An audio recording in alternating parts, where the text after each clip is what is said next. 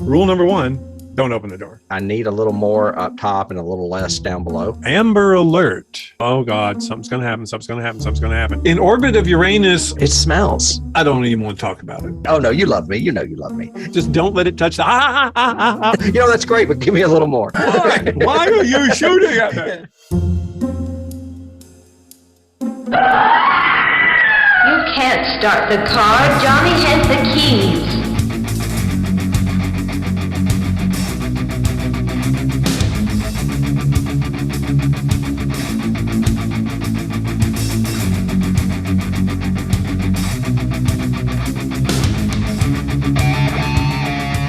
Hello out there in YouTube and podcast land. You have reached Johnny Has the Keys, where we talk about horror movies and science fiction films and those key elements that lift and or separate them from the average genre fare.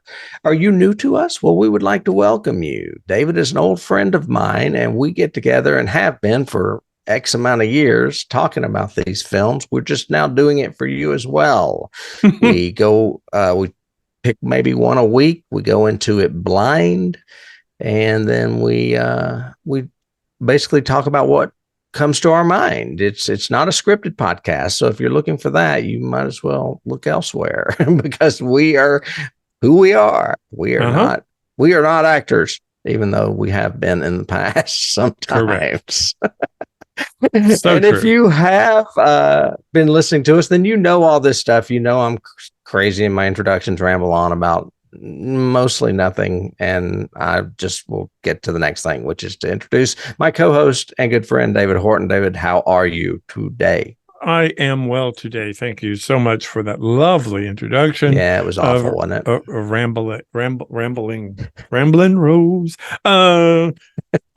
We normally, I think what Tim said to those of you who are new to us, joining us, is we are unscripted. Yes. So we make this up as we go. We don't even confer beforehand about, are you going to cover this point? Are you going to talk about this? You're going to bring this up? None of that. We just go into it blind. Hopefully he watched the movie, and hopefully I watched the movie, and we took notes and we talked about it. And that's what we do.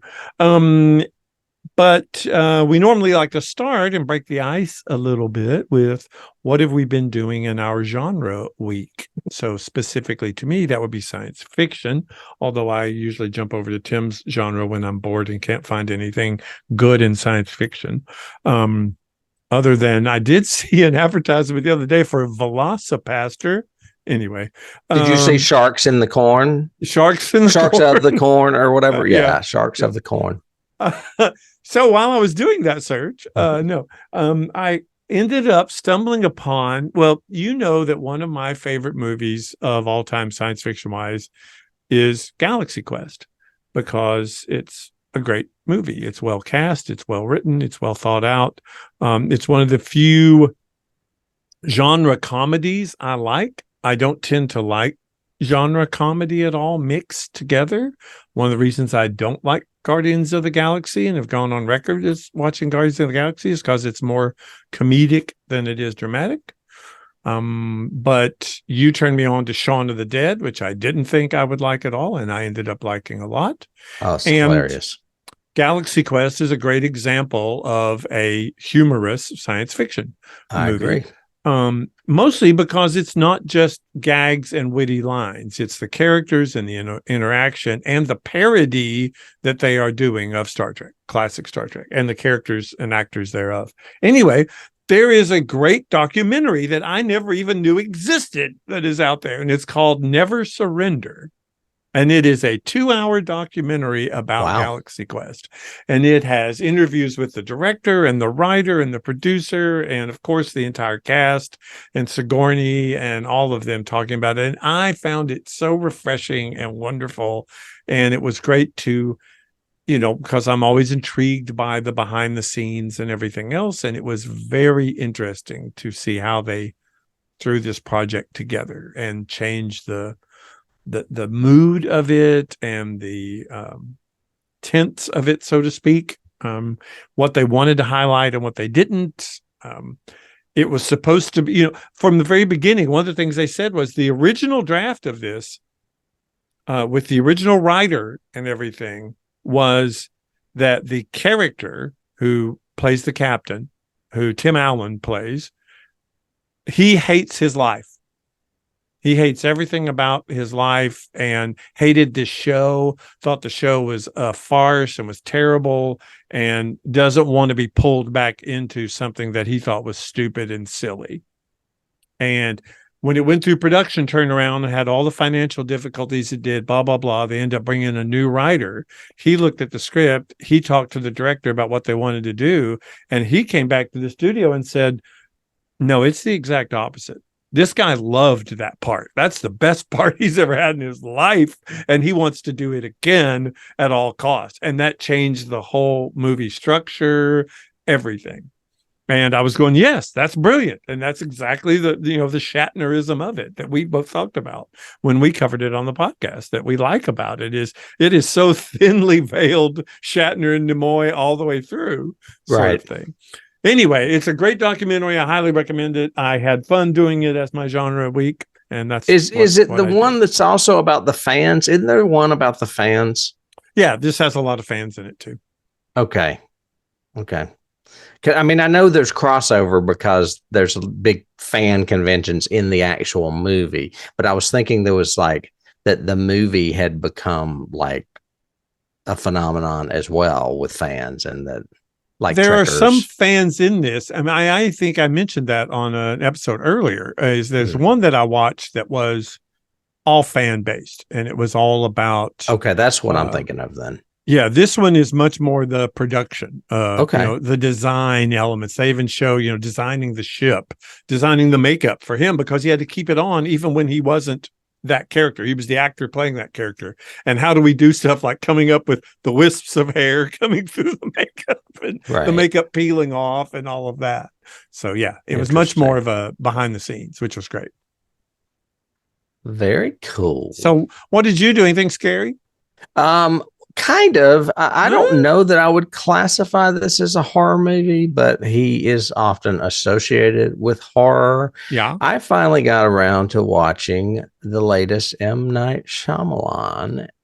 Knock at the old Cabin. One? Oh, Knock at the Cabin. Yeah. Yes. Have you seen the one before that? Well, it's funny that you should say that. While you were talking, I was looking up his movies to see what the last movie was of his that I have seen. And it has been a very long time since I've watched one of his movies. The Village was the last movie I saw. Oh, wow. So you didn't see, what was the one about the wind that was so bad? I can't remember the name of it, but Old. Old was the one before Knock on the Cabin. The Visit. Wayward Pines he produced. Oh, you know what? I'm looking at producing credits. Maybe I should look at direction. He did that trilogy with Bruce Willis, but I only saw the first one, Unbreakable, way back when. Oh, yeah. Those are all good. All three they of those are? Okay, because I've heard mixed on some of the others, but okay. Yeah, I don't know about The Wind. I mean, there is a movie out there called The Wind that's on my list to watch. It's a horror movie, but it's not M. Night. It might be The Visit is the name of that one. I can't remember because I repressed it because it was literally really, really, it came bad. Out in 2015. That sounds about right. It was bad. It has a bunch of people I don't know in it. Does it have like Mark Wahlberg? I don't see him. If he's maybe if he's a small part, he's not in the. Whatever. Anyway, you watched. I watched Knock at the Cabin, and that's not his, right? That's based on a novel. It's based on a novel by a relatively popular writer, or at least one that is on my radar. His name is Tremblay, Paul Tremblay, I think. Okay. You know what? I'm a bad host because I didn't put it in my notes what his name is. But he wrote a book called A Head Full of Ghosts that has been in development for a while and won all kinds of accolades. And this is based on a book called The Cabin at the End of the World. Okay. And all honesty, to me, that would have been a better title for the movie, even though it's a long title. Knock at the Cabin to me is a dumb title. Okay. I just think it's a dumb title. It's one little thing that happens, a knock at the cabin. That's it. But anyway, This was written, of course, by M. Night and Steve Desmond and Michael Sherman. I don't really know them. I guess they're his more or less his partners, but it's based on I'm pretty sure it's Paul Tremblay book. Yeah, actually, I'm sorry. I do have it in my notes. It is Paul Tremblay called Cabin at the End of the World. And first of all, I love this movie. I thought it was great. Okay. And that's kind of shocking to me because people are so hot and cold with Shyamalan. Yes. Am I pronouncing that right? Shyamalan? I think Shyamalan. Yeah. Shyamalan.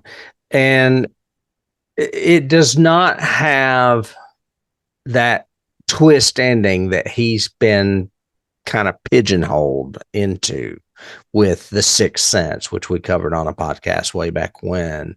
Yeah. And that was probably his first and most well-known movie. It does. I mean, you know what's going to happen. You're just waiting for it to happen. Ooh, so that's more dread. That would probably creep me out more. Yeah. And the cast blew me away. I was impressed with everyone in this movie. Dave Bautista, Jonathan Groff, Dan Aldridge. Some of the lesser parts. One is played by Nikki Amuka Bird. And I looked her up. She came from the Royal Shakespeare Company. I was like, well, no wonder I like her. Wow. Okay. And even Rupert Grint is in it. And he is good too. The redheaded kid from the Harry Potter films. Mm-hmm. I got so caught up in this movie. Like I said, there's no twist, so there's really no letdown. Something bad is gonna happen either way. And you just don't know which way it's going to happen, but whatever it is, it's going to be bad. And I don't want to give away any more of the plot.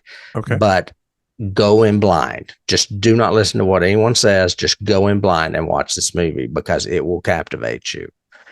The synopsis is while vacationing at a remote cabin in the woods, a young girl and her parents are taken hostage by 4 armed strangers who demand they make an unthinkable choice. And that's basically it. Yeah. That's all you need to know. Yeah. The trailer looks great. I remember seeing the trailer and thinking, I've got to have this on my list. It's been on my list forever. Yeah. I happened to catch it on Amazon. It's on Amazon Prime right now. It scores a 67 on Rotten Tomatoes. And that is totally wrong. I would give this movie an 85. I couldn't stop thinking about it for days. I mean, what's very interesting, I don't know what he did to piss off everybody. Other than it was almost that jealousy factor, that Sixth Sense, Unbreakable, Signs, The Village, all of them were modestly great. Sixth Sense was hugely popular. And I think people pigeonholed him into, all of your movies have to have this twist at the end, and or you're just a horror director or something. You almost like Spielberg, you're just the kid director, you're just the blockbuster guy who doesn't have any great cinematic chops or whatever they did to him. It was stupid. I may have this in my head or I may have heard it, but I always associate him with Hitchcock, and I think people were trying to put him into a Hitchcock box. Maybe. I mean, yes. Is he very cinematic and manipulating the frame a lot? Especially with Sixth Sense and Village. And the twist ending, Psycho had the twist ending, with Norman Bates being the actual killer and his mother. But I mean, I looked up his list, and The Village, you said, was the last one you saw. After that, he did The Lady of the Water. That was pretty good, actually. I haven't very seen suspenseful film. The Happening was the one I was telling you about, is terrible. Okay. The Last Airbender, terrible. After Earth, that's that Will Smith and his son one. That's terrible. The Visit, I haven't seen, but I can't believe it's not on your list. That's the one where the kids go to visit grandma and grandpa. And I've heard about that. That's right. I forgot. I need to see that. So I've heard that one was good. And I've watched Split and Glass, both that finished the second and the third part of and you liked them? Yeah. Mostly because the cast is so great. James McAvoy is amazing. He's a great actor. Yeah. And he's really good. And, but the cast is great. Bruce Willis, everything works for those. Old is on my list, but I haven't seen it. It seems like one of his sort of gimmicky things. And I think that's where you hit it on the head, is that people are expecting the gimmick, and which is the twist usually. And or the setup. Like in Old, I know the setup is, the family goes to the beach and suddenly realizes that you age a day for every hour or something like that, or a day for every minute. So you're panicked and trying to figure out how to get off this beach that is sealed up behind you, and everybody's aging. So it's kind of like a Twilight Zone episode, to your point, or a Hitchcock episode. So this is very Twilight Zone-y in a way, but it's a little more than that. And like I said, I do not want to give it away. You just need to watch it. Okay. Well, I will try to watch it. So I do. I recommend Knock at the Cabin. For all you haters out there that gave it 67% on Rotten Tomatoes, you're wrong. Right. So watch it. And I recommend Never Surrender because it's an incredible documentary about Galaxy Quest. And both of those are great movies. So there you go. There you go. Done. Little science fiction for us. Now, segue from that. Let's see. Well, it's called Cabin at the End of the World, and there is a short story in this anthology we're covering today. Ooh, that nice is one. About the end of the world. And I guess I should give you a little introduction since you're going to do the synopsis. We are back in science fiction land since we were in horror land so long back in December. This one is another first for us. Last week we did the Lord of the Rings movie, Fellowship of the Ring, which is our first fantasy movie. This is our first venture, I'm pretty sure, into Ray Bradbury country. But it is also the first science fiction anthology film. We did a lot of horror anthology films last season, but we've never done a science fiction anthology, and that is what this movie is. And take it away, David. Which amazed me. When you said that, I thought that was very interesting that we haven't done a sci-fi anthology before, but there aren't that many of them, really. No. So Black Mirror there's a reason for that. Would be something more modern equivalent, I guess. This movie came out in 1930. 1930? Came out in 1969. It is set in the 1930s. And it is based on a novel by Ray Bradbury, like you said, called The Illustrated Man, which is a series of short stories. It's his short story collection and trying to throw those together in this anthology format. The synopsis that I found online is somewhat misleading, but somewhat great and sometimes kind of boring. It basically says, in 1930s, a psychotic drifter who's after the mystery woman who covered his whole body in illustrations that foresee distant future, shows 3 of them to a mesmerized traveler. So that's it in a nutshell. Basically, an easier synopsis is you're following a drifter who's your hero, a young guy who's obviously hitched a ride and he is looking for work and he's on his way to California, that sort of thing. His campsite ends up being approached by another hobo, drifter, vagrant, Grapes of Wrath guy, who turns out to have his entire body, except for one small patch on his back, illustrated or tattooed. He's a very eccentric, angry individual, eccentric individual, that sort of thing. He has a little dog with him as a companion. But basically, he says that the woman who tattooed him was a witch and that the tattoos come to life when people look at them. And through the next couple of days, he actually, the young guy with him, sees 3 different stories in this, avoiding looking at the blank spot in his back because he says when people look there, they see their own future. And sometimes it's not a good thing. Yeah. And eventually, near the end of the movie, spoiler alert, when he does look at that patch as the illustrated man is sleeping, he does see the guy killing him. So he tries to kill him first and runs away. And it has one of the worst endings of any movie I've seen in recent It doesn't history. really end. It does not end. No, it does not. Had you seen this movie before? Had you ever seen this movie before? I thought I had, but I watched it and I was like, I've never seen this before. Okay. And I was honestly, I'm kind of smitten with it. Okay. It's not. I mean, most of the people that probably listen to our podcast think I'm crazy. They're going to say this is a boring, stupid movie. But something about it, well, it almost looks like a '70s movie, even though it's 1969. Agreed. It's not full of stuff to distract you, like special effects and sets and color. I mean, they're basically sitting on the grass by a pond most of this movie. Mm-hmm. And so it drew me in, and it reminded me of reading Ray Bradbury. Yes. Or something like that. And I know that it's only 3 of the stories from that, because there was apparently a lot more stories in that book. I've not read that book. 18 in the book. Yeah. And I have read that book. So, okay. Yeah. Very good. So I enjoyed it. I actually enjoyed the movie. I was shocked to find that I enjoyed this movie. Well, see, that's interesting, because I was really expecting you not to. I was going, well, it is a victim of its time. I mean, there are things in it that would have been shocking in 1969 that are not shocking now. Agreed. And I think those are endemic in the movie, not in the novel, of course. The novel was written in 51, or the collection was published in 51. He had been writing these stories, kind of like Stephen King. He had been writing them since he was a teenager, right, kind of thing. But he basically published them, put them all together in 51. And he used the framework of The Illustrated Man to kind of tie them together. There are better stories in the novel, but they would have been harder to produce, I think, and that's why Schmidt, I think his name is Smite. Yeah, I don't know anything about him at all. Well, he was a big television director. If you look up his credits, he did a bunch of 60s television.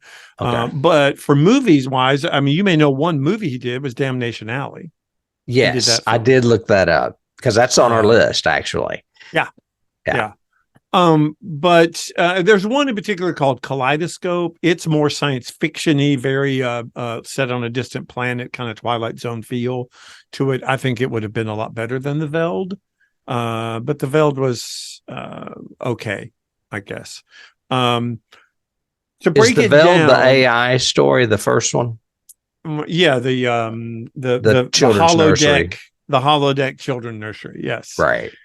So basically, the 3 stories, we talked about the framework. The framework of it is these 2, quote, hobos who are sitting beside a lake, and he's telling stories, and they're seeing stories in the tattoos.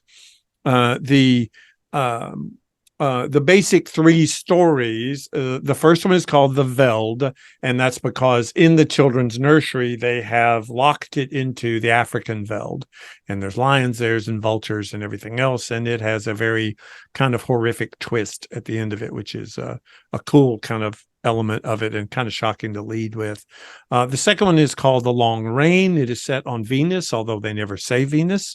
I didn't think so. I was like, is that Venus? Because I don't remember them saying in the that. novel. I mean, the short story, they definitely mention it several times because part of the terraforming that they're doing causes it to rain. So that's why you have the sun spheres and everything else. But basically, it's a crew from a spaceship that have crashed on Venus. It is constantly raining, and they have to try to get to a shelter called I think it's called a sun sphere, sun dome or something. Dome. And how they slowly all just kind of go crazy because it never stops raining forever. It's torrential.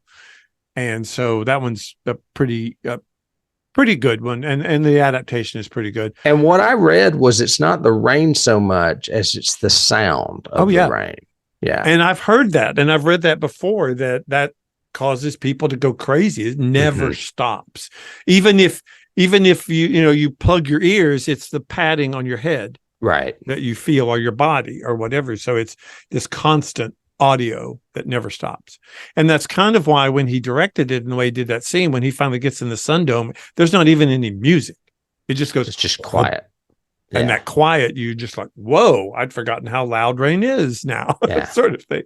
And the third and final story before the climax is The Last Night of the World, which is a very Bradbury story and a very twist at the end, which is not in the story, by the way. It's my favorite part, and it's not in the short story. Interesting. Yeah. That's the part that I said would be shocking then. That's not really shocking now. Yeah, to commit whatever side it is to kill your children. Right. We've seen infanticide, I think. Too many Twilight Zones and too many M. Night Shyamalan movies for that to be shocking anymore. There you go. Yeah, totally true. Totally true. Were there scenes that you liked, or did you like any of those in particular, or what was your favorite? Like I said, I loved all the. I really can't pick a specific scene because the movie is shot kind of like a television movie, but I do love all the introduction of this movie with them. They both are like skinny dipping separately. They both end up, he ends up, what's the young man's name? I can't remember his name. Willie. Yeah.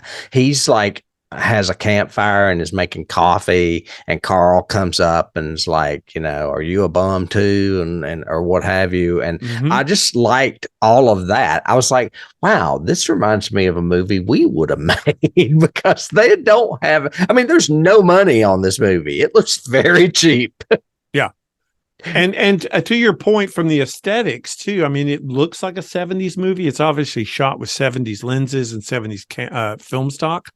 Because it has a very gold kind of undertone to the coloring, which happened a lot in the early 70s, even up to The Godfather, right? Kind of thing. And it also does feel like Ray Bradbury. It feels like Ray Bradbury. It's the dialogue and the crafting of the stories and the social commentary that's cloaked kind of in the sci-fi genre behind it that is very Bradbury, because it's also simplistic.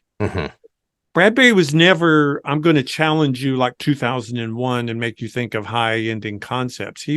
He made science fiction very palatable, almost like the Stephen King of science fiction kind of thing. That's the way I've always kind of I've thought of Bradbury. He wasn't Heinlein. Well, King's known for bringing horror into the modern world, and Bradbury, I guess, could be considered for bringing science fiction into a modern world, maybe, or a pastoral world.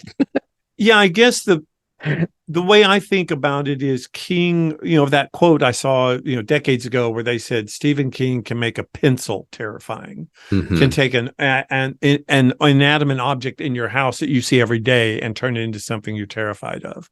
And Bradbury could do the same thing. He could take something simple and make the sci-fi edge to it, or make it seem like it was otherworldly kind of thing. And that's one of the Bradbury, I think one of the aspects I like about Bradbury and all of his.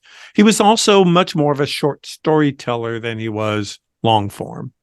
Something Wicked is an okay novel, but S is for Space is so much better. It has so much better storytelling because it's 12 different short stories. So he was much more to me an essayist and a short storyist than a. You just reminded me that this is not the only Bradbury we're doing this season. We keep doing doubles of things. I've been noticing that in the past. Like we're doing another Peter Jackson as well. It's fate. It's fate, my lad. It is. It's weird. I do try to put some thought into the list, but some of these things just kind of happen. Yeah. Yeah. And it's weird. I do have in my notes, because you said this was you thought you'd seen it before, but this was obviously the first time seeing it. I actually saw this movie at a drive-in theater. Really? In probably re-release, of course, because I was not, able to watch it in '69. Right. But I actually saw it in a drive-in. Yeah. Yeah, no. But I actually saw it in a drive-in. Jerry Goldsmith did the music. Which I know. And at one point I was like, this sounds like Planet of the Apes. And then I looked it up and it was Jerry Goldsmith. And I was like, well, he just did Planet of the Apes the year before. As a matter, and there's another little trivia thing in there. The ship in Longest Rain or Longest Night, the ship is from Planet of the Apes. It's the same ship. Oh, yeah. I think I had that in my notes somewhere. Yeah. I know, but there's a scene where he's like running. And it sounds like those weird percussion. And I was like, that sounds like Planet of the Apes. Yeah. Did you? What was your favorite story of the three? If you had to do them, because I think well, and we'll get to it when we do the casting. But the cast in this is great. I really like this cast a lot. So, Um, but if you had to pick either Veldt, Long Rain, or Last Night on Earth,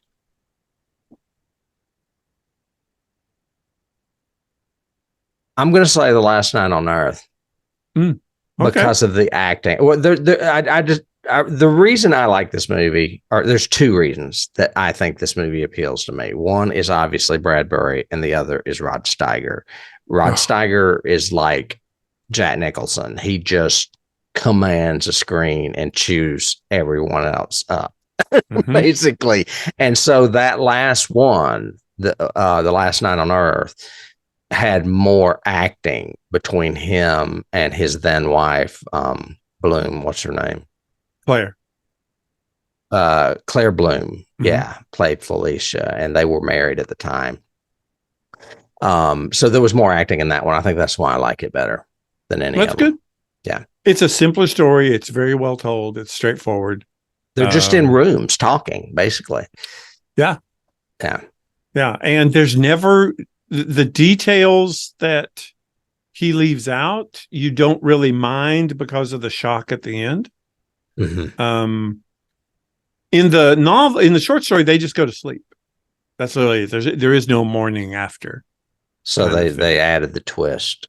Yeah, he added the twist, which I agree with. I think it's shocking when she goes into that room and he is just there crying, holding both the kids' hands, and obviously right in that very strange pose. Yeah. And obviously they all survived. Like, he has killed them. Yeah, that is. Yeah, he woke up and had a really bad day, kind of thing. Right. Yeah, yeah. Let's see. What else do I have? Do you want? Did you have any scenes, or did you like this movie? I don't think you ever said whether you liked.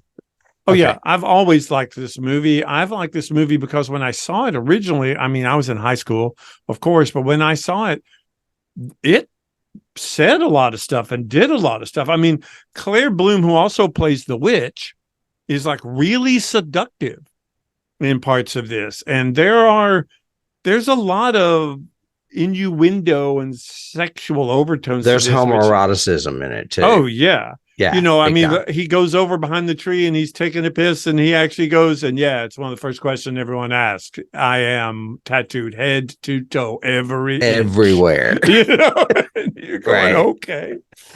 But because I've got like, you know, he even says, I went to the Illustrated Lady because I was horny. That's why I left the carnival that day. Right. I was looking for something.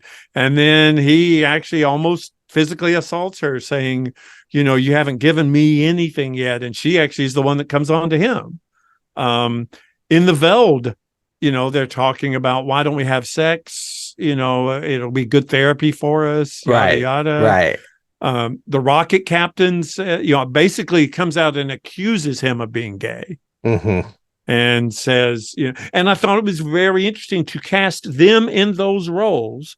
So it wasn't just other actors playing that and we're watching a story out of his tattoos. It's them in those parts. And so you could go ahead. Oh, I was just going to say it's even more than that. It's not only the same actors in all the stories, they have the same name in all the stories. Mm-hmm. Like her name is Felicia in all three stories, or all two stories that she's in. And his name is Willie and his name is Carl in all those stories. And which I found very strange. Are somewhat similar. Yeah. The Steiger or the Carl character in all of them is the commander, the in control. He's the grumpy one, the big guy. He's the dad, you know, that kind of stuff. Carl is usually the witness to everything, or the little flunky who's trying to learn and trying to do it. You know, the lieutenant in the long night and all of that, or the long rain. So I love the way they did that and the changes they made and the way they changed it up and made the difference. I think really that's good. One of the reasons why I like it so much is that you would never see a movie like this now, ever. No.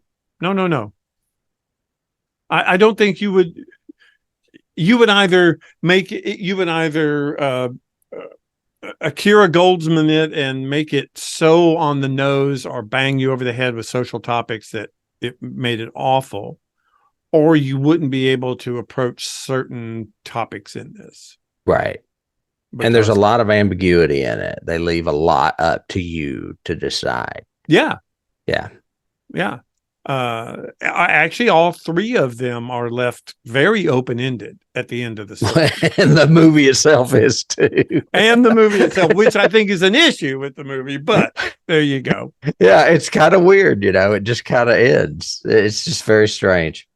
Well, we can go into cast if you're through with scenes. Primarily, it's a cast movie. Oh, yeah. Or did you you know what? Did you have any other production stuff? I may have had some. I didn't even look. Well, I do have some. There is a good documentary on. It's only about 17, 18 minutes, but it's called Tattooed Steiger. And it's all about the process of tattooing him, because this movie still holds the record of the longest application process in makeup. It took him, every time he had to be tattooed, which I think was 5 different times, it took them 20 hours just to apply. Yeah, there's a shot of him right there with the, yeah. So yeah, it took 20 hours to apply. Makeup artist by the name of James E. Reynolds, with an entire team. I mean, it took them literally 20 hours to apply. Well, and that's why you see that he's not always naked. He has clothes on a lot because they didn't want to have to take all that time. Because I read one time they would like spend the entire day putting it on him just to film for 30 minutes and then quit. And then quit. Yep. Because again, they're on location too. They're not in a studio. Even the scene, which is one of my favorite shots in the whole movie, which is him coming out, going to look for her. He goes to the outhouse. He turns around. The house is gone. Yeah. And it's all done in one shot. In 1969, that was pretty impressive. But he is I didn't realize it was one shot. Yep. It's all one shot. And the whole house disappears. But he is totally buck naked. And it is during the day. It's long location outside. So all of that was, again, the filming you have to do. Luckily, they were filming in Southern California, so it's mostly sunny and you can film outside, but you have to be on location to do that. I have that in production. There's a lot of male nudity. There's no full frontal, but both men are nude in this from the rear. Yep. Yeah. And Steiger a few times. Yeah. It was filmed at Fox Ranch, which is the same location where they filmed MASH. So that's why those hills in the distance look so familiar. I thought I saw Hawkeye. The ship was from Planet of the Apes. Yeah. I did find I had some information on the director because I was curious. I just forgotten I had looked it up. Not only did he direct Damnation Alley, he directed my favorite airport movie, Airport 75. 75. The one with Karen Black. I can't fly this plane. Yep. And Charlton Heston. Oh man, that's a great one. I think that's the one with Helen Reddy playing the nun too. Oh, I think it is too. Yep. I'm pretty sure. I mean, that's the one my mother took me to a theater to see, Airport 75. But like you said, other than those and Damnation Alley, everything else was television.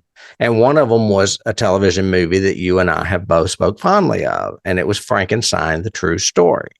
The True Story. Yep. Right. The two-parter from the early 70s. Yep. So we do know this director kind of in a way. And maybe that's why I feel some nostalgic comfort from watching this movie. Mm-hmm. The writer was Howard Kreisek.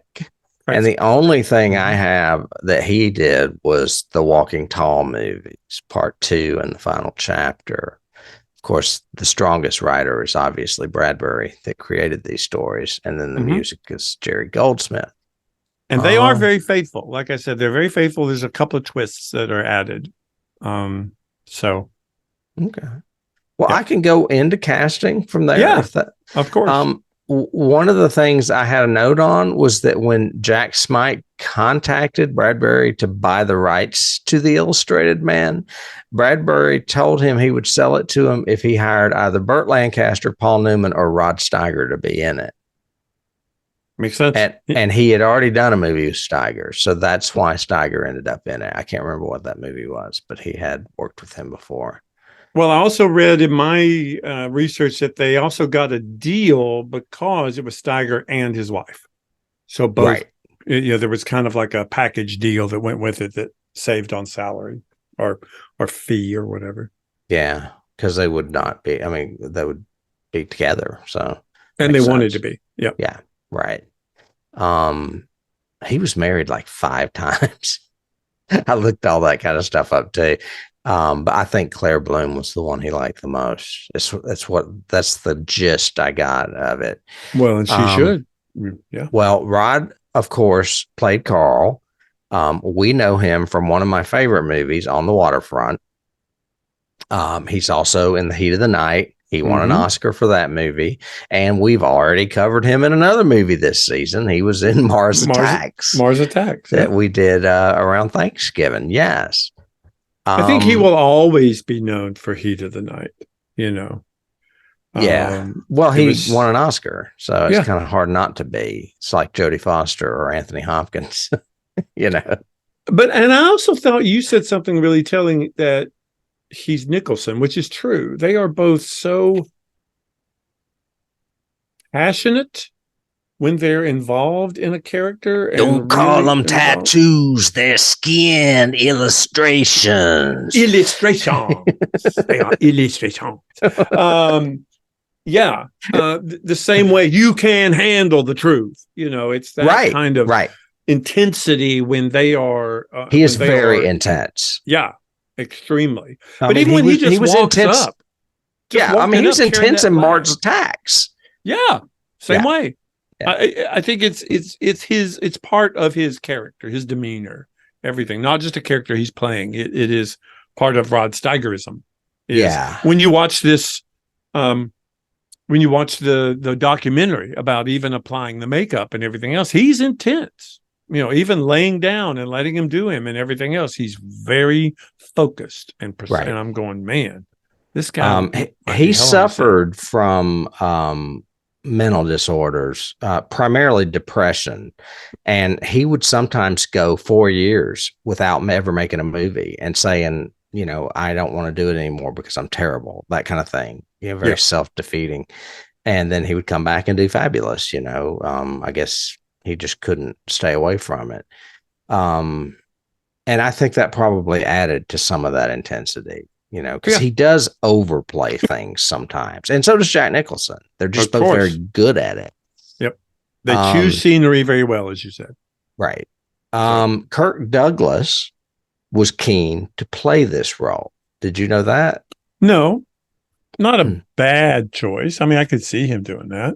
Apparently, he was a Bradbury fan and had previously own the rights to not only something Wicked This Way Comes, but also the Martian Chronicles. So whatever happened to those, Kirk? Well, Rock Hudson did them.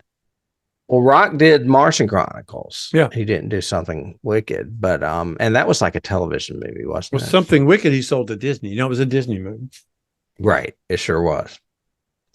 And it's actually good too. I like it a lot. I like that movie. It's on our list, I think, or it should be now that we're doing some fantasy stuff. So, yeah.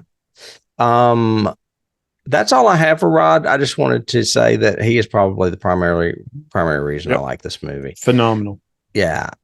Claire Bloom, however, plays Felicia. As we mentioned, they were married at the time. They were married for about 10 years and they have a child that's an opera singer. Did you know that? I did not know that was interesting. Of course, we last saw Claire Bloom a season or two back in The Haunting. The Haunting. Yeah, she played Theodora with some gay undertones or overtones or however you want to put it. She played the somewhat lesbian interest of Julia. Is it Julie Christie? That's in that movie. Julie Christie. And then also, as far as genre, we also saw her play Hera in Clash of the Titans, the Harry Hamlin, Laurence Olivier version. Yeah. She was also in Charlie. She's the love interest in Charlie, which came out, I think, in 1967, a couple of years before this. She's with Cliff Robertson. Yeah, she's wonderful in that. Based on Flowers for Algernon. Yeah, I don't think I've ever seen that. It's a good movie. I think you would like it. It's a science. I hadn't thought of that. That's a good. Yeah, you should put that on the list movie. if it's not on there, because it doesn't sound like a sci-fi movie. It doesn't, but it is. That's I'm true. sure it is if Bradbury wrote it. Yeah, it's good. Good. Yeah. So Claire Bloom plays Felicia. I mentioned that she first met Rod Steiger while I mentioned that they were married, and she first met him while performing on stage in '59, the play Rashomon.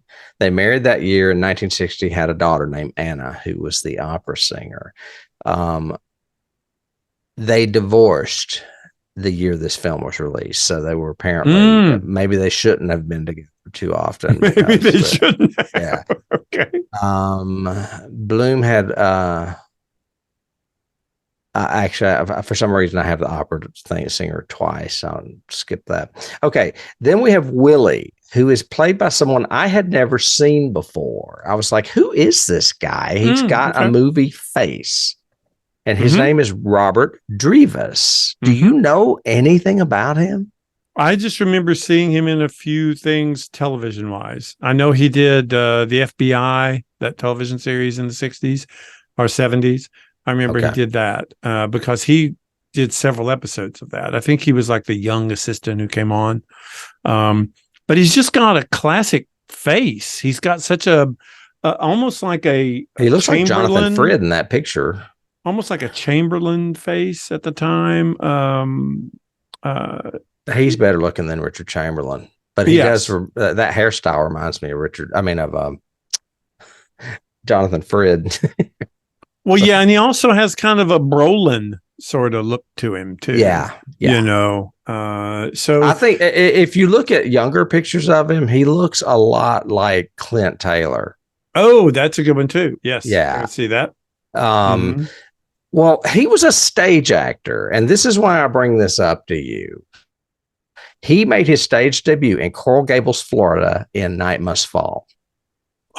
Wow, I did not know that, but I love that play. I know. We did that play. Time. Yes. However, in Chicago, he got noticed by Tennessee Williams and tapped to play in Sweet Bird of Youth.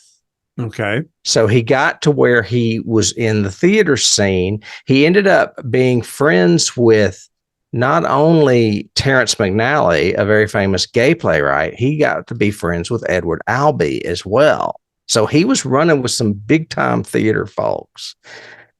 Crossed over into movies, not many, but television as well. He was in Cool Hand Luke. I guess he played a small part in that. Yeah. He was just one of the guys in the prison. Okay. He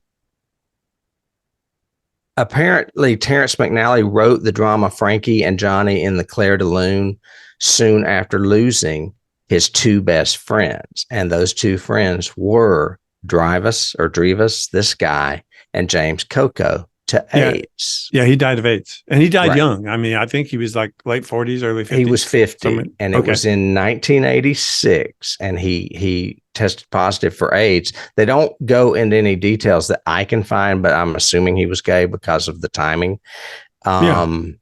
In his short career, he shared the screen with other actors such as Paul Newman and George Kennedy, which would be Cool Hand Luke, obviously. That's all I have on him. But after Hollywood and television, I think he went back to theater because I have several Broadway credits for him as a director, not as a writer. He went to theater direction, which is great. And he did a lot of that, from what I understand, in the late 70s, early 80s before passing away. So. And he died right in the heat of it all. Like that's the same year I believe Rock Hudson died, 86. Yeah. Okay. Those are the three main characters, and they go by the same name in all the stories, as we said, including the bookends. There are a few other cast members that are in this. One is Don Dubbins, who he plays a guy named Pickard. Yep. He was in From Earth to the Moon, which is on our list, but I've never seen it. This guy, though, I looked him up and found that he was handed a film career out of nowhere by James Cagney. Really? Okay. Yes, James Cagney took a liking to him and gave him some co-starring roles in a couple of his features. This rugged like gangster type features that he was doing at the time. Yeah. And he had very little experience. So James Cagney made an actor out of him. It pays to have a benefactor. Yes, it does. It does. And then I've got that his last performance was as Willie Loman in Death of a Salesman at the Warehouse Theater in Greenville, South Carolina, just a few months before his death in 1991. Wow. So we've got Southern actors in here. We've got stage acting in here. So maybe that's another reason you and I gravitate to this. It's very theatrical. I mean, it really is. It's short stories done in a very theatrical style, and the acting is a par to be theatrical, I think. Yeah. Yeah. And then lastly, Jason Evers played Simmons. We know him from The Brain That Wouldn't Die, as well as Escape from Planet of the Apes. Well, and also he was Rojan in Star Trek. Oh, so he was in a Star Trek episode as well. Okay. Yeah. Which one? He was in Rojan, the one with the This Side of Paradise, I think. No, not This Side of Paradise. It was the Paradise Syndrome. No, it's the one where they pour the liquid and it speeds everybody up. And is that season 3? That's season 2. Wink of an Eye. Wink of an Eye. Okay, we haven't done that one yet. I don't remember. No, we haven't. We haven't covered it yet. But it's because it has Thalacia and Salacia. What a name. It's not Thalacia. It's what's her name? And anyway, she's really hot. She's really good. Anyway. Yeah. I've got, actually, since you mentioned it, he did more than 65 appearances in television and made for television movies in the 1980s, but he returned to the screen in 1990 in a very big movie in my heart. In your heart? Okay. Yeah. Basket Case 2. Of course, the classic. How could I have forgotten? Well, actually, Basket Case is very big in my heart. I don't really remember the sequel that much, but now I want to see it again. Well, you should, because Jason Evers is probably just unforgettable in it, I guess. And that's what I have for cast. As far as awards, this was only nominated for one thing, and that is a Hugo for Best Dramatic Presentation, which makes perfect sense because of the Bradbury connection. Yeah, of course. And it is not on the 1001 Movies You Must See Before You Die, and I don't disagree with that. I don't think this is that great a movie. I just enjoyed it. So agreed. I don't think we need to. It needs to be on that list, but I do think it's a great end. I always thought this movie was a 70s movie until we did the research, and I found out it was 69, because it just feels like an early 70s auteur project, sort of. I'm letting my actors do this one, pull this one it's off. Out in the grasslands, Little House on the Prairie and the Waltons is what it looks like, basically. Yeah. 270 shows. However, there are some like futuristic looking set pieces and costumes. I like some of the costumes they wore. They look very Star Trek-y. Yes, they were definitely influenced, I think, by Star Trek. And they talked about in this documentary, even though they're doing the tattoo part is the majority of it, they do talk about some of the design elements and having to design the sun dome and having to design the Veldt, their apartment sort of thing. So. Yeah. I don't have a lot of keys, and I just realized the one key I do have is the one you already mentioned, and that's that the ship is the same one from the Planet of the Apes movies. Well, I have... but I have some trivia. Oh, do trivia first, and I only have like 6 keys. So I mean, I'll probably think of keys as we talk about them, but right now I don't really have that many. Mm-hmm. I have Rod Serling, who used one of Ray Bradbury's stories, I Sing the Body Electric, referred to this in an interview as one of the worst movies ever made. He remade it. I know that Ray Bradbury personally oversaw the remake that was done for his television show, and it's terrible. What television show? The Ray Bradbury Theater in 85. Oh, okay. Do you remember that was like, the same time as like Tales from the Dark Side or whatever else and all that? And It was in the 80s. I didn't know Yeah. that. I don't remember that. it was in 85. It only lasted a season. It was called the Ray Bradbury Theater. It sounds familiar. He did the little typing introduction, verbal introduction. Yes, I remember that. Because it kind of went up the staircase and went to his door that said Ray Bradbury author, and it opened and he's clacking at his typewriter. It's like and Hitchcock. Yeah. But they did a remake of this one, of The Long Rain, specifically, and it starred Mark Singer, and it was terrible. It's a terrible version. Well, you had me at Mark Singer. I mean, yeah. I can't. So, he was definitely in several 80s bad science fiction movies. That's for sure. And in my opinion, Bradbury maybe have been jealous because, Smythe did the twist ending that he should have done. Could be. I mean, at least Stephen King was man enough to admit it with Frank Darabont. Yeah. Yeah. I have, this is just some news that happened apparently in August of 2007. So I don't think it's going to happen, but someone signed on to direct a remake of it. You want to know who that is? You're going to love it. Please, not Zack Snyder. No, it is Zack Snyder. Jesus Christ. Why would he? No, my God. I can't believe you guessed it. Yes. With the screenwriter, Alex TSC, the same guy that did Watchmen, was going to do the screenwriting for it. Well, we have learned that even Watchmen, which we both like and both think that's the only thing that Snyder's ever done good, in my opinion, although some people like his DC stuff. I don't. He doesn't do original stuff. He only does remakes and remixes. And even when he calls it original, it's not. Army of the Dead is not original at all. No. So, yeah. No, it's he and James Cameron probably party together somewhere. And then I have one other thing I put in here because I knew we weren't going to have. I couldn't come up with a lot of material for this, and I didn't want us to run too short. So I put Roger Ebert's review in here. Roger, most people out there, if you remember him, wrote for the Chicago Sun-Times. He said that Smythe's confused, wandering film never does quite come to terms with what it wants to be.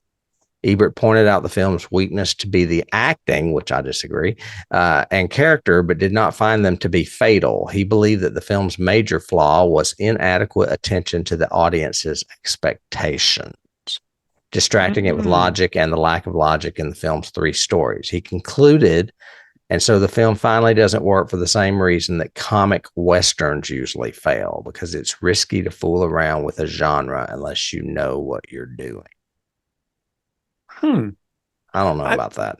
I don't know if I would totally agree with that. I do agree with him not understanding audience expectation, because I really did expect a twist at the end. Something, whether the kid saw we haven't talked about the ending either. Yeah. Whether the kid saw his own future and then tried to kill him, and then that ends up killing himself. So by doing it, he creates his own, twisted fate kind of thing, a very Twilight Zone kind of ending, or something like that. For her to appear again in some way, or for the kid to reveal that he has a tattoo. I mean, I thought something was going to be that little bump. It's a heart with Rod Steiger's face in it. Or it's the same rose, because she started with the rose in his palm. Right. And a rose from Felicia. Oh, that would be great. That would be a great twist, because he's denied he knows her the whole time. Right. Yeah. That would have been awesome. So something like that to kind of just cap it. And then we would have gone, then I'll give you this other three things I didn't like because the ending was so cool. Yeah. And I think maybe that's what Siskel was thinking about. But we didn't, you mean Ebert, but Ebert, yeah. Roger.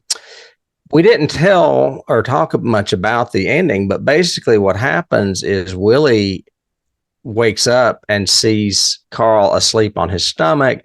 He goes and looks at this blank space on his back and sees Carl killing Willie. Strangling. And so he takes a giant rock and comes down on Carl's head with it. Yep. I immediately thought, well, he's dead. But what happens is Willie runs away. Carl gets up and chases him. And you see them run for a very long time. And then the credits roll and the movie is over. Yeah. And I'm like, what? There's no, first of all, I thought he would be dead if he got hit with that rock that big. I was like, Good makeup though. Really good makeup on his eye being pulled down and his cheek was broken in and everything. It looked really good. Right. So yeah, evidently Willie's a terrible shot with a rock.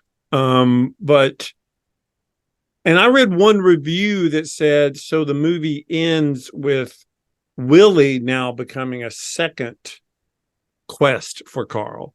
It's not just to find her and kill her for what she did to him. It's to kill Willie as well. So we need a sequel. So yeah, was it a setup for a sequel? Maybe. I don't know. I doubt it. Again, they could have done 3 more stories.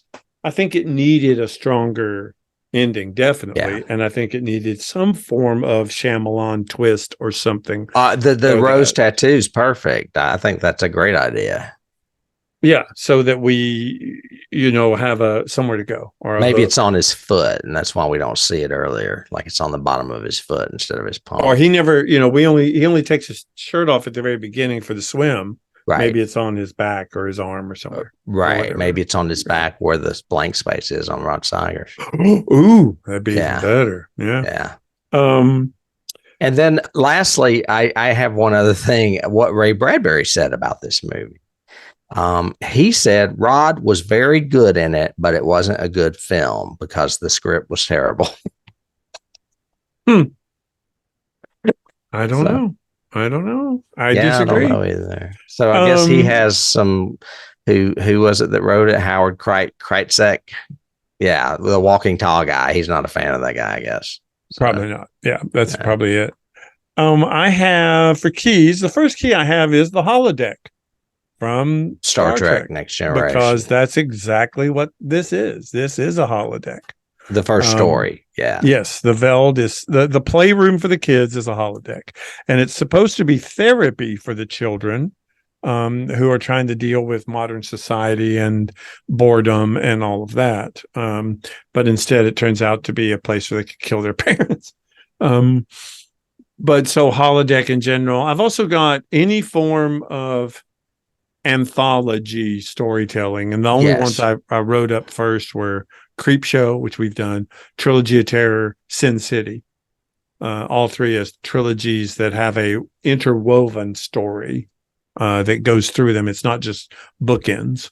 I would go further into that era, like 1972's Tales of the Crypt, where it starts in the mausoleum with the people gathering and ends in the mausoleum with that's them a good all one. Being dead. So there's like an overriding story and then all the individual stories. Yeah, it's very Tales of the Crypt to me. Yeah. Or even if you carry it to television, Night Gallery, those kind of things. So Night Gallery and Twilight Zone would be big keys for sure. Agreed. I have Wizards and I think I used this last week or week before. You did the animated one? Yeah. It starts with a female voiceover to set us all up where we are. And I thought that was very interesting. We both mentioned Planet of the Apes, not only for the ship design or the set piece that they use, but also the music. The music, yes, for sure. One that I had that it's hard to peg, but I think it's a feeling to it, but is Gunslinger. The Dark Tower kind of feel. This is that kind of feel. He could readily, to me, be a Roland. And he's been kind of gone a little crazy because of what he's experienced. Yeah. And stuff. And it's that kind of, I'm going to now tell my drawing of the 3 kind of story sort of thing. It's just 3 different stories. So right. Yeah.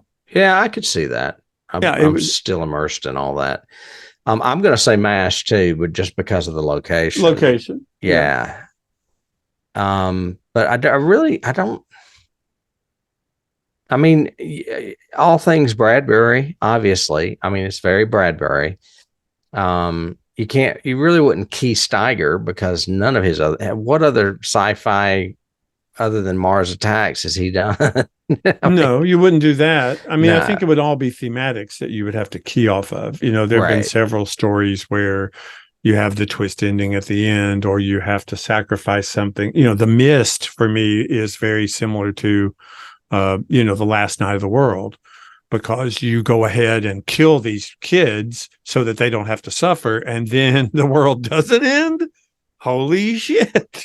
So that's kind of like The Mist, and I wonder if Darabont ever saw this sort of thing. I And bet he again, did. the same kind of thing. It just reminded me, it's like you said, King was actually complimenting that, because that's a twist I hadn't thought of, Mhm. as opposed to, Bradbury not complimenting him because he twisted it, changed it. All right, I think put it that in story this. would have been terrible if it had ended in ambiguity. It would have been worse than the movie ending that way. If it had just ended with them all going to sleep, and then we cut back to them by Well, the I mean, the fire. book does end that way. It just I basically know. ends with them driving off into nothing. Yeah, Right, but that's what I mean. I think that is a weak ending, as it opposed to is. him, using that, all the bullets he had, and then him living, and then suddenly, if he had waited 30 more seconds, it would have been fine. The Right. same way the novel, the short story, ends with them just going to sleep that night. And this one ends with them getting up the next morning, realizing they were all wrong, but oops, kind of took matters into your own hand too early. Right. So, Right. And honestly, now that you mentioned it, I mean, that is a direct key to The Mist, the movie. mm-hmm. The fact that he killed the kids. Yeah. And there's other ones too. The whole thing about holodeck. It's not just the holodeck in general. It's, can you now use this technology for nefarious purposes, so to speak? And that happens in Next Generation in a couple of episodes. And that's kind of the manipulation that happens in the Matrix. I figured out where we are and what to do. So now I figured out how to, Dozer or whatever his name is. I can't remember, the bad guy.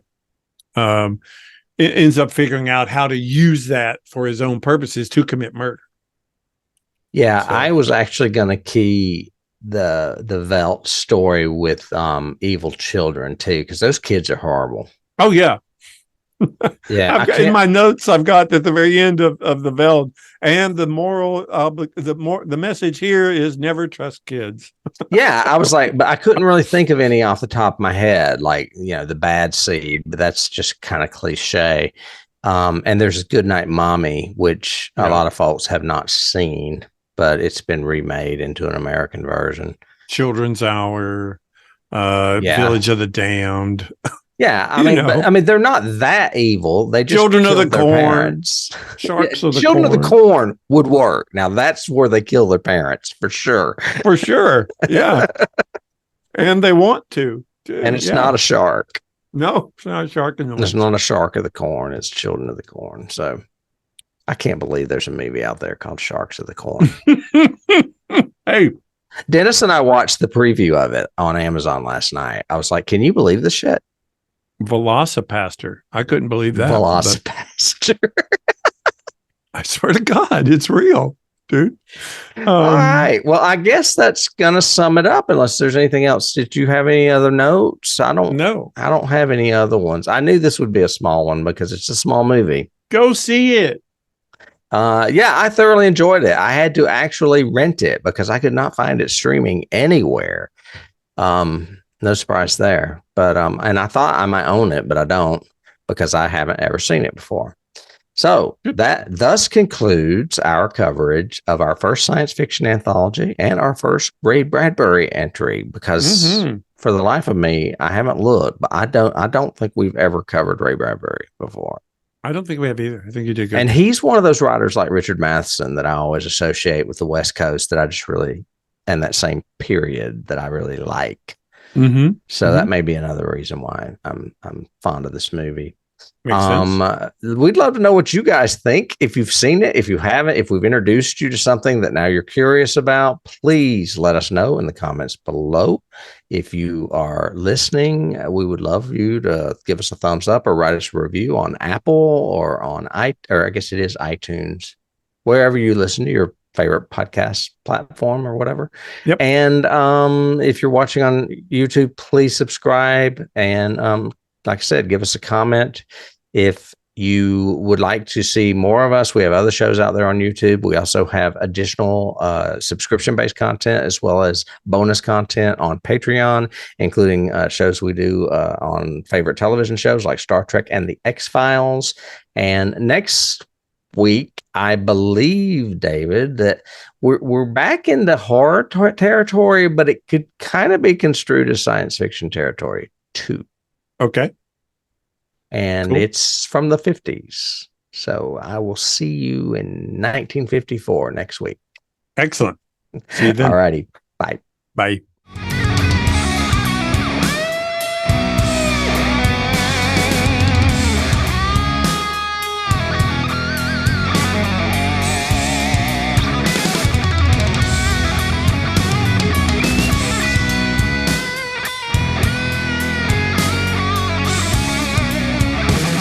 You can't start the car. Johnny has the keys.